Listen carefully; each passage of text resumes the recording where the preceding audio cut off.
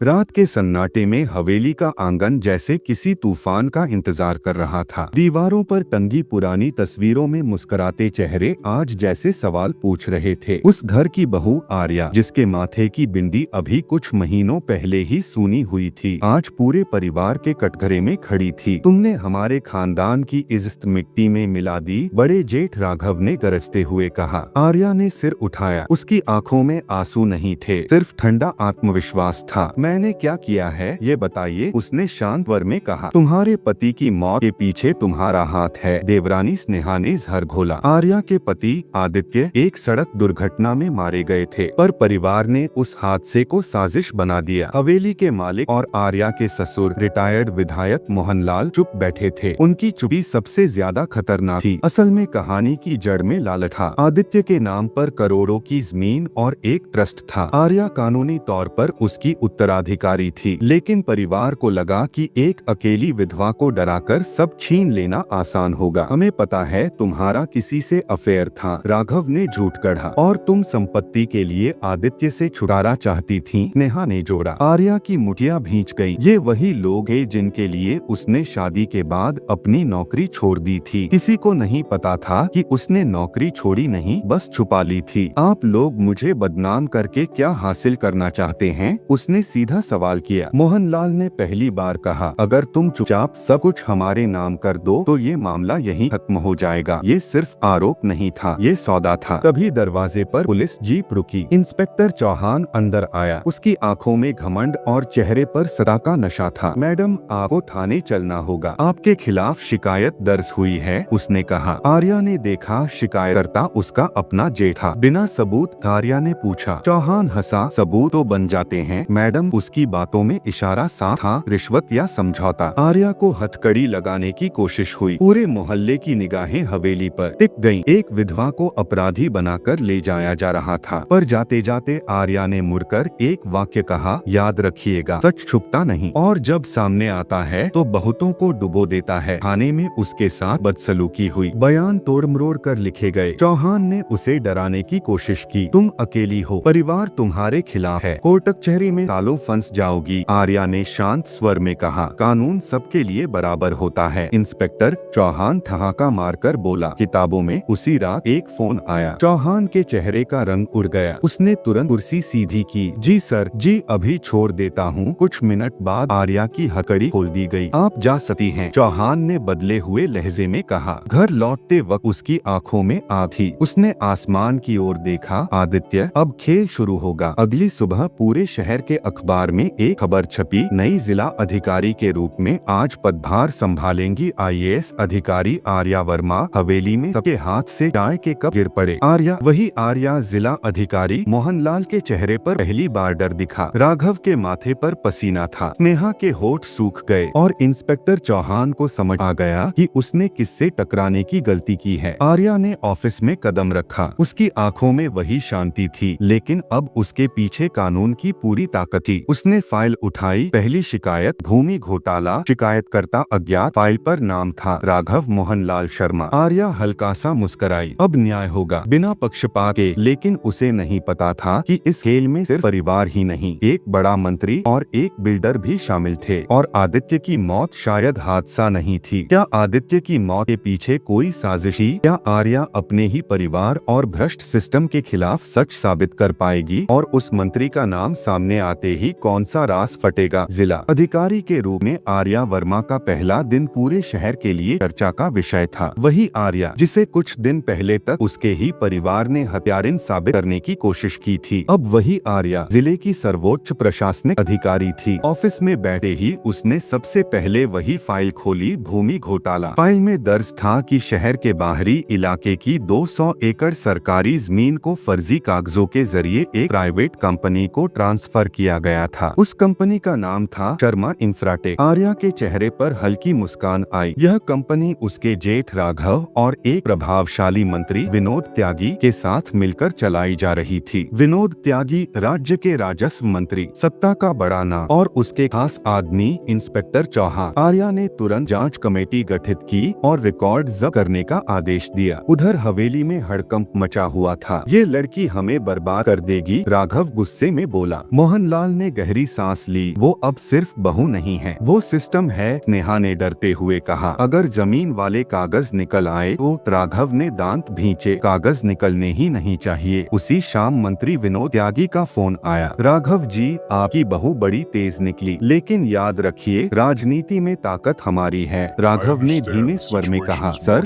वो सब कुछ जानती है। फोन के दूसरी तरफ कुछ पल सन्नाटा रहा। तो उसे याद दिला दो कि उसका अतीत अभी भी हमारे हाथ में है। इसी बीच आर्या को एक अनजान नंबर से मैसेज मिला, अगर सच जानना है तो पुराने पुल के पास रात 11 बजे आना। अकेली आर्या समझ गई, खेल अब खुलकर होगा। रात 11 बजे वह सिविल ड्रेस में पुल के पास पहुंची। एक बुजुर्ग आदमी उसका इंतजार कर रहा था। वह पहले राजस्व विभाग में क्लर्क था। मैडम, आपके पति आदित्य ने जमीन घोटाले की फाइल खोली थी, उसने कांपते हुए कहा। आर्या का दिल धड़क उठा। क्या मतलब? वो मंत्री त्यागी और आपके जेठ के खिलाफ सबूत जुटा रहे थे। उन्होंने मुझसे फाइल की कॉपी मांगी थी। उसी के 2 दिन बाद उनका एक्सीडेंट हुआ। आर्या की आंखों में आंसू चमक उठे, पर आवाज मजबूत थी। क्या वो हादसा नहीं था? बुजुर्ग ने सिर झुका लिया। ब्रेक फेल हुए थे मैडम। जानबूझकर। यह सुनते ही जैसे दुनिया थम गई। आदित्य की मौत एक साजिश। तभी पीछे से कार की हेडलाइट जली। कुछ लोग तेजी से उनकी ओर बढ़े। फाइल दे दो, एक गुंडे ने चिल्लाया। आर्या ने तुरंत पुलिस कंट्रोल रूम को कॉल किया, पर उससे पहले ही गुंडों ने बुजुर्ग को धक्का दिया और कागज छीनने की कोशिश की। आर्या ने साहस दिखाया, एक पत्थर उठाकर एक हमलावर को मारा, पर संख्या ज्यादा थी। तभी अचानक सायरन की आवाज आई। पुलिस की जीप पहुंची। इंस्पेक्टर चौहान उतरा। उसके चेहरे पर बनावटी चिंता थी। मैडम, आप यहाँ अकेली क्या कर रही? आर्या ने उसकी आंखों में देखते हुए कहा, आपको तो पहले से पता था ना कि मैं यहाँ हूँ। चौहान के चेहरे पर एक पल के लिए घबराहट दिखी। बुजुर्ग क्लर्क को अस्पताल भेजा गया, लेकिन वह गंभीर हालत में था। अगली सुबह आर्या ने मंत्री विनोद त्यागी को नोटिस भेजा, भूमि आवंटन मामले में व्यक्तिगत रूप से उपस्थित होने का आदेश। पूरे राज्य में खबर फैल गई। एक जिला अधिकारी ने सीधे मंत्री को तलब किया था। मीडिया के कैमरे सक्रिय हो गए। सोशल मीडिया पर ट्रेंड चलने लगा। सासीडीएम वैली में तनाव चरम पर था। मोहनलाल ने राघव से कहा, अब ये सिर्फ जमीन का मामला नहीं है, ये आदित्य की मौत का मामला बन सकता है। के माथे पर पसीना था। उधर मंत्री त्यागी ने अपने पीए से कहा, अगर वो लड़की ज्यादा आगे बढ़ी तो उसका ट्रांसफर करा देंगे या फिर कुछ और करना पड़ेगा। आर्या अपने ऑफिस की खिड़की से बाहर देख रही थी। उसकी मुट्ठी में वो आधा जला हुआ कागज था जो गुंडों की छीनापटी में बच गया था। उस कागज पर साफ लिखा था, ब्रेक सिस्टम में छेड़छाड़, आदेश ऊपर से। कौन ऊपर? मंत्री या परिवार का कोई और सदस्य? तभी उसके टेबल पर एक पार्सल रखा गया। बिना प्रेशर के उसने खोला। अंदर आदित्य की घड़ी थी, खून के धब्बों के साथ, और एक पर्ची, सच के बहुत करीब मत जाओ वरना अगली घड़ी तुम्हारी होगी। आर्या ने गहरी सांस ली। उसकी आंखों में डर नहीं था, बस एक तूफान था। क्या मंत्री त्यागी सीधे इस हत्या में शामिल है, या मोहनलाल की चुप्पी के पीछे कोई बड़ा राज छिपा है? और इंस्पेक्टर चौहान किसके इशारे पर खेल रहा है? आर्या के टेबल पर रखी आदित्य की खून लगी घड़ी अब सिर्फ एक याद नहीं थी, वह एक चेतावनी थी। किसी ने साफ संदेश दे दिया था, रुक जाओ। लेकिन आर्या रुकने वालों में से नहीं थी। सुबह 10 बजे कलेक्ट्रेट का सभागार मीडिया और अधिकारियों से भरा था। मंत्री विनोद त्यागी को आज व्यक्तिगत रूप से पेश होना था। पूरे जिले की निगाहें इस सुनवाई पर थीं। दरवाजा खुला। मंत्री त्यागी अंदर आए। चेहरे पर वही राजनीतिक मुस्कान। मैडम, आप नई हैं, सिस्टम को समझने में समय लगता है, उन्होंने व्यंग्य में कहा। आर्या ने सीधे उनकी आंखों में देखा। सिस्टम को साफ करने में समय लगता है, समझने में नहीं। कमरे में सन्नाटा छा गया। आर्या ने फाइल खोली। भूमि आवंटन के कागजों में फर्जी हस्ताक्षर,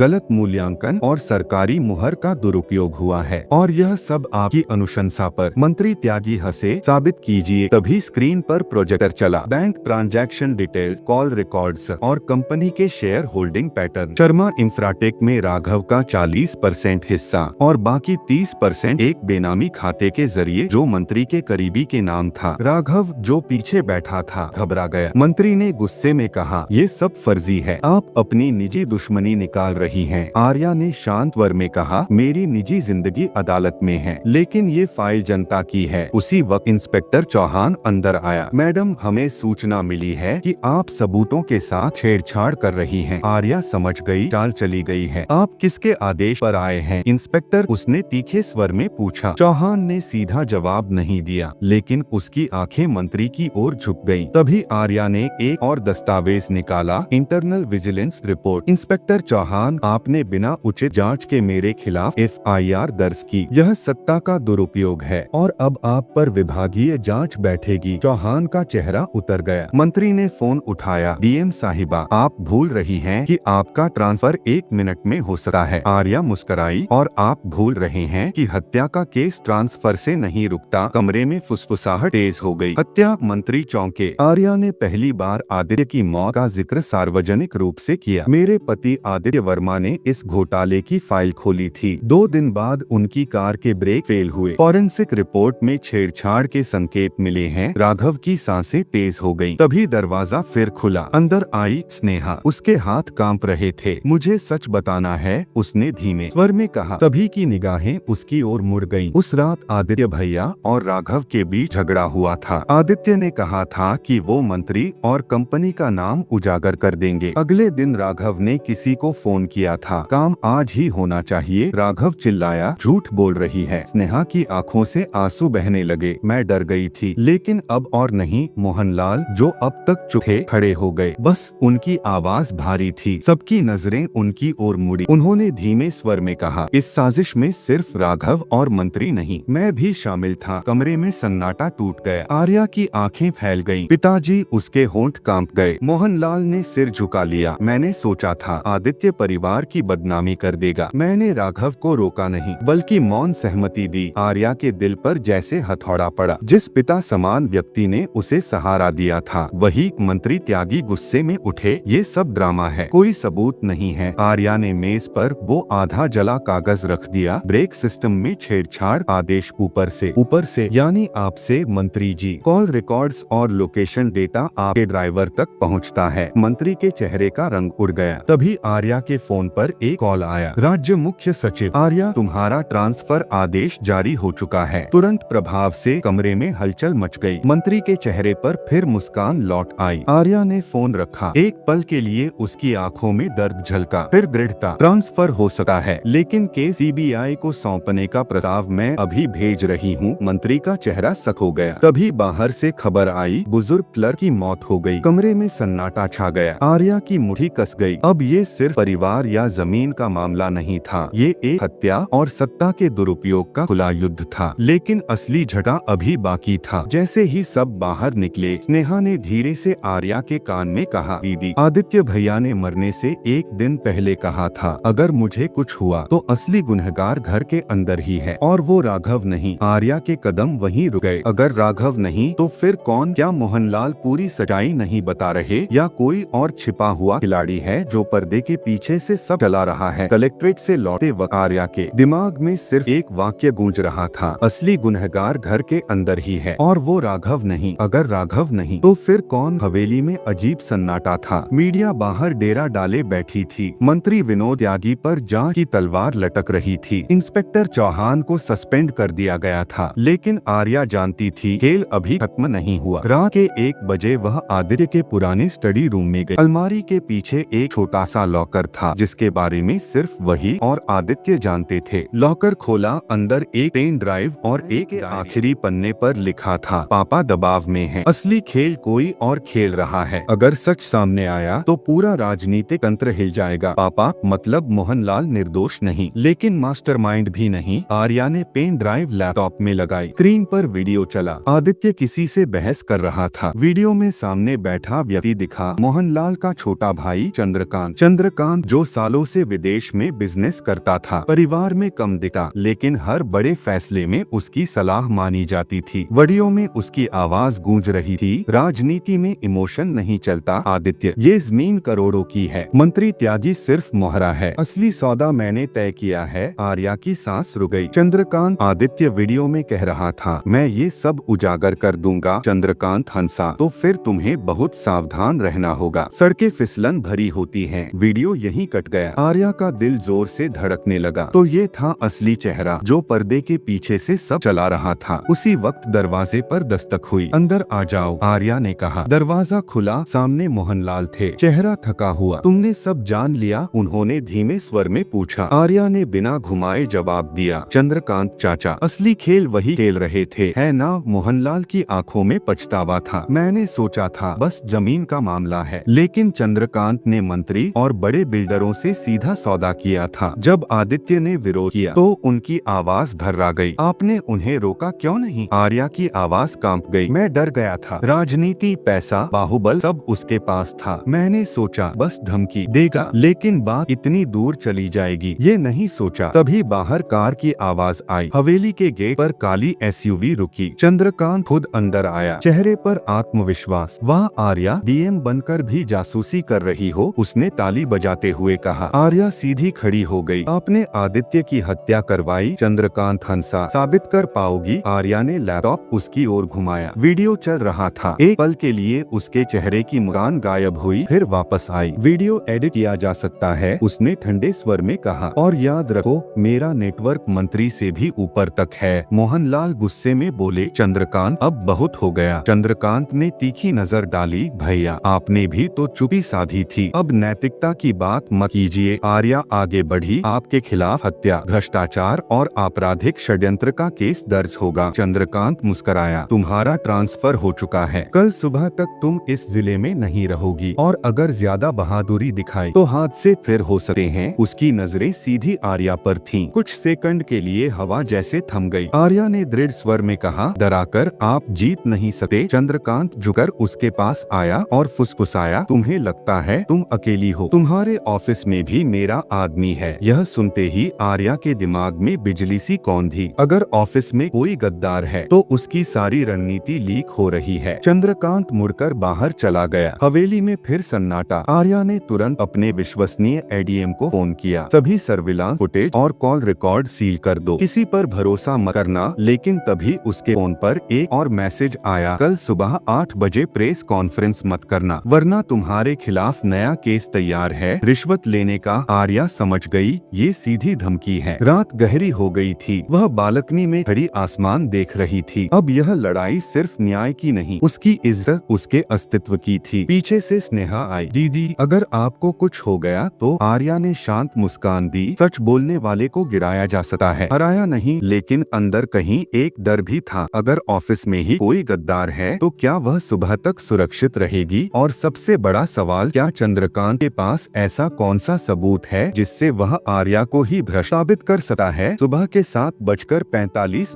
बजे कलेक्ट्रेट का सभागार मीडिया से भरा हुआ था। कैमरों की फ्लैश लगातार चमक रही थी। हर चैनल एक ही सवाल पूछ रहा था, क्या एक महिला डीएम सत्ता के सबसे बड़े खेल को बेनकाब कर पाएगी? आर्या ने आईने में खुद को देखा। आंखों में थकान थी, लेकिन हिम्मत उससे कहीं ज्यादा। फोन पर आखिरी धमकी का मैसेज अब भी स्क्रीन पर था, प्रेस कॉन्फ्रेंस रोको, नहीं तो तुम्हारा करियर खत्म है। लेकिन आज वह पीछे हटने वाली नहीं थी। 8 बजे ठीक वह मंच पर पहुंची। मंत्री विनोद त्यागी, चंद्रकांत और राघव भी सामने की पंक्ति में बैठे थे। उनके चेहरों पर बनावटी आत्मविश्वास था। आर्या ने माइक संभाला। आज मैं सिर्फ एक जिला अधिकारी के रूप में नहीं, बल्कि एक नागरिक के रूप में बोल रही हूँ। यह मामला सिर्फ भूमि घोटाले का नहीं, बल्कि सत्ता के दुरुपयोग और एक हत्या का है। कमरे में सन्नाटा छा गया। तभी अचानक एक पुलिस टीम अंदर आई। सब चौंक गए। टीम के साथ थे राज्य के डीजीपी। आर्या जी, हमें आपके खिलाफ रिश्वत लेने की शिकायत मिली है, डीजीपी ने औपचारिक स्वर में कहा। मीडिया में हलचल मच गई। मंत्री के चेहरे पर हल्की मुस्कान उभरी। चंद्रकांत ने धीमे से कहा, खेल खत्म। लेकिन आर्या ने शांत स्वर में कहा, मैं जानती थी कि ऐसा होगा। उसने पीछे खड़े एडीएम को इशारा किया।